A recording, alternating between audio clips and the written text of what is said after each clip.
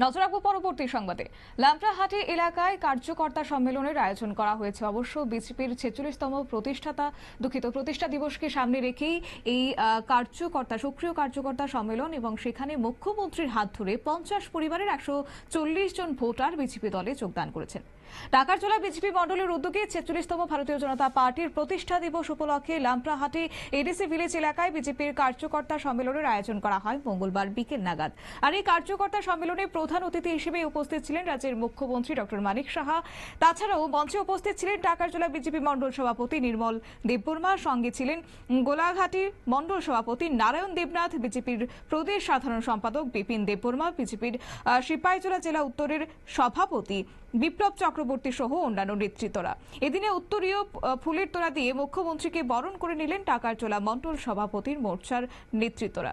অবশ্য আজকের এই সক্রিয় কার্যকর্তা সম্মেলনে মুখ্যমন্ত্রীর উপস্থিতি এবং তারপর তিনি কি জানিয়েছেন শুনুন। উপলক্ষে একটা প্রোগ্রাম রাখা হয়েছিল, যারা এখানে একটি যারা মেম্বার তাদেরকে নিয়ে সম্মেলন। তো এখানে তো যা সম্মেলনে যা হয় আমরা কথা বলেছি, সমস্ত অ্যাক্টিভ মেম্বার এবং অন্যান্য যারা ছিল তাদের সাথে কথা হয়েছে। এর মধ্যে প্রায় 50টা ফ্যামিলি, এর মধ্যে 140 জন আমাদের আজকে এখানে যোগদান করেছে, এবং তারা মূলত কংগ্রেস এবং সিপিএম পার্টির থেকে এসেছে, এবং ওনাদেরকে আমি স্বাগত জানাচ্ছি ভারতীয় জনতা পার্টির পতাকা ধরে আসা।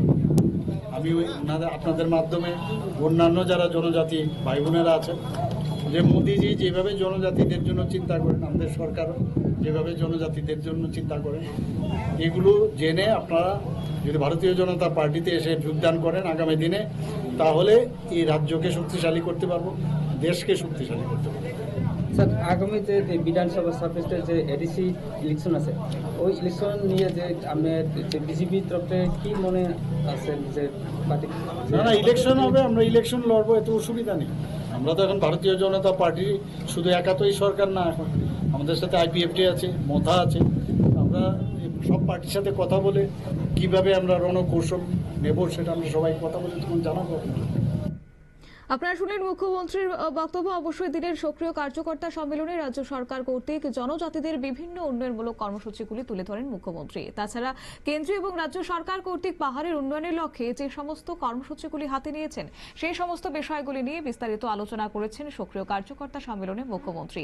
বিগত 25 বছর যাবৎ গণমুক্তি পরিষদের নামে বামফ্রন্ট সরকার জনজাতিদের অনেকটাই পেছনে ফেলে রেখেছেন বলে তিনি অভিযোগ করেছেন। 2018 সালে রাজ্যে বিজেপি সরকার গঠন হওয়ার পর ট্রিপল ইঞ্জিনের সরকার পাহাড়ের সমতলে সমানভাবে উন্নয়নের পলক জড়িয়েছেন, এমনটাই জানিয়েছেন আজ রাজ্যের মুখ্যমন্ত্রী মানিক সাহা। দিয়ে নিচ্ছি ছোট্ট একটি বিজ্ঞাপন বিরতি, সঙ্গে থাকুন।